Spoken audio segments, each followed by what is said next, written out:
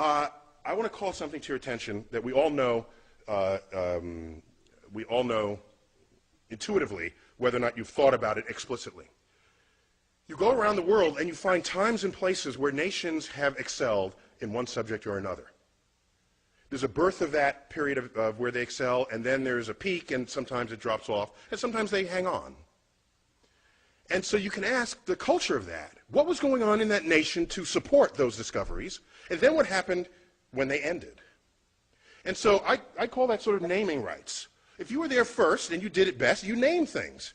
Particle physics in this country, in the United States, was like going gangbusters after the Second World War. And the discovery of atomic elements, look at the periodic table. There's berkelium, californium, you know, we got half the United States up there in the upper, heavier elements of the periodic table. Am I right there, Sir Weinberg? Okay, I don't wanna that's not because the world liked California or Berkeley. It's because the work was done here. It's because there was an effort to excel in just those subjects. And it shows up in other ways. I'll give you just briefly. You know, part of the naming rights is that you don't have to name it. So, for example, while we didn't invent the internet, we certainly exploited it here in America. We did that sort of first and best. And so your email address does not end in .us. Everybody else is in the world, they got to say what country they came from. We don't. Okay? It's simple, but it's the consequence of being there first and doing it better than anyone had done it before. Do you know that the British postage stamp is the only postage stamp in the world that does not identify the country of origin? Because they invented postage stamps. So why should they have to say what country it is? It's their invention. Okay?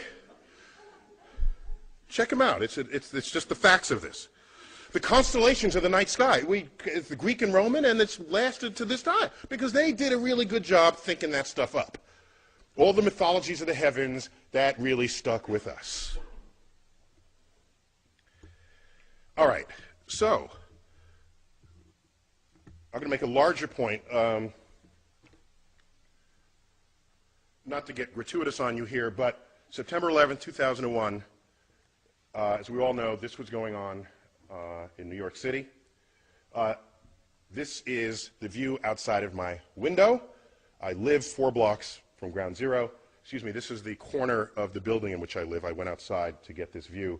I was at the time judging whether I should go collect my daughter, who was in an elementary school 2 blocks north of the North Tower. North is to the right in this picture. So I want to get a closer view with a highly magnified zoom lens to see what, while that was happening, the plane flew into the South Tower. And so no one was thinking terrorism until the second one was hit. The first one was just sort of a bad tragedy. And so these are just 3 frames from my camcorder. This is at t equals 0. This is 1 second, well, like actually a fraction of a second. The plane was moving probably 500 miles an hour. And just to understand, the black building, that black sort of monolithic building, that is 50 stories tall. This is New York City, people. So tall buildings are kind of, they're just all over the place. And that's just a hotel, a 50-story hotel. And it's the towers are foreshortened because they're the angle at which this is shown. I put these up because a few days after this, President Bush, I don't remember where he said this, on the steps of the White House, in the Rose Garden or at the Capitol, in an attempt to distinguish we from they, the terrorists who flew these planes into the buildings and into the, that went down in Pennsylvania and in Washington, to distinguish we from they, he loosely quotes a phrase out of the Bible by saying, our God is the God who named the stars. Now, this is before I was on his Rolodex, okay?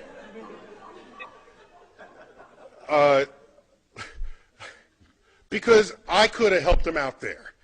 The fact is, of all the stars that have names, 2/3 of them have Arabic names. So this was not, I don't think, his intent with that message. Okay?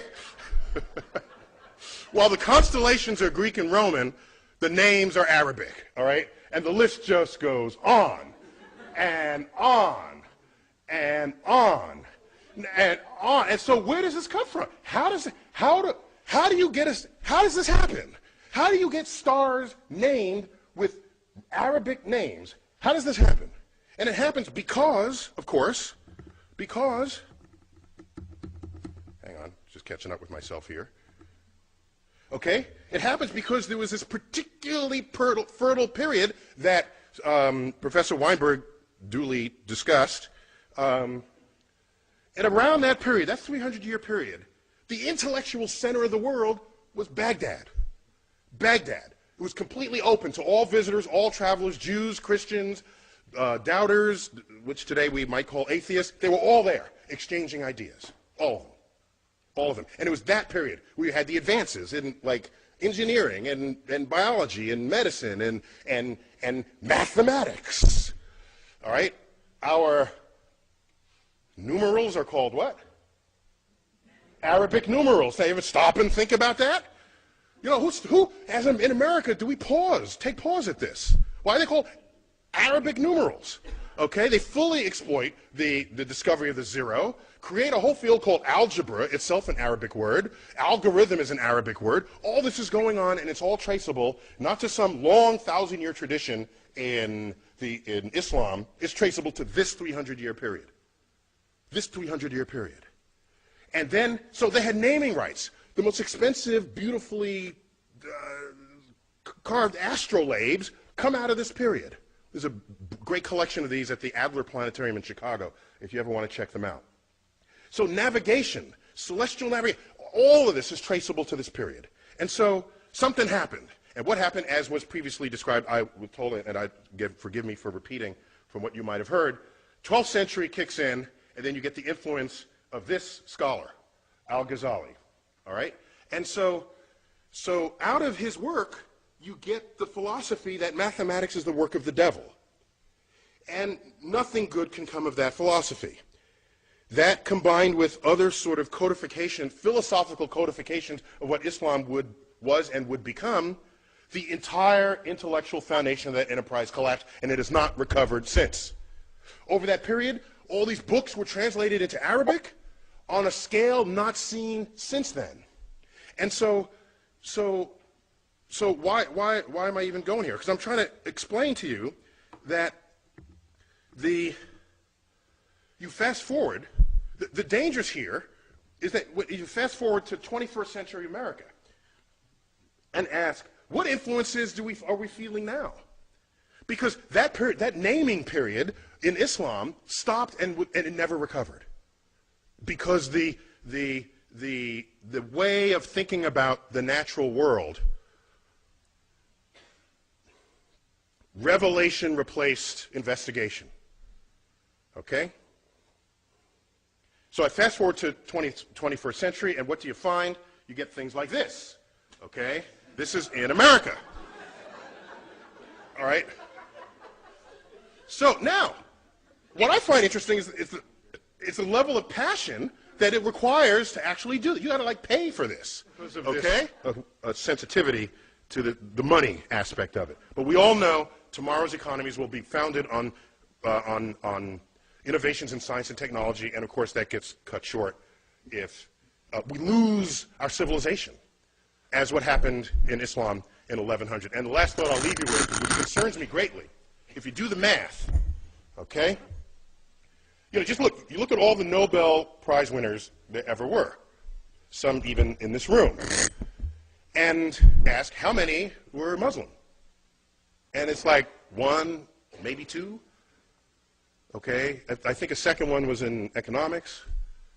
And the one we referred to was described earlier, the co-winner of the Nobel Prize with Professor Weinberg, Abdus Salam. And he's not Middle Eastern Muslim, he's Pakistani Muslim. Okay? Now, how many Nobel Prizes are won by Jews? It's like a fourth of the Nobel Prizes. Okay? Some high fraction of the total. And then you look, how many Muslims are there in the world? It's like 1 billion Muslims. How many Jews? 15 million tops. Okay? So you could ratio these numbers. Had Islam not collapsed in its intellectual standing in the year 1100, and you just do the ratios, they would have every single Nobel Prize today. So the fact that it's not only just a few, it's near zero, is deeply worrying. I'm concerned about what lost, what brilliance may have expressed itself and did not in that community over the past 1,000 years. And so what I want to put on the table is why, so that's the end of my talk, but I want to put on the table not why 85% of the National Academy rejects God. I want to know why 15% don't. And that's really what we got to address here. Otherwise, the public is secondary to this. Thank you for your attention.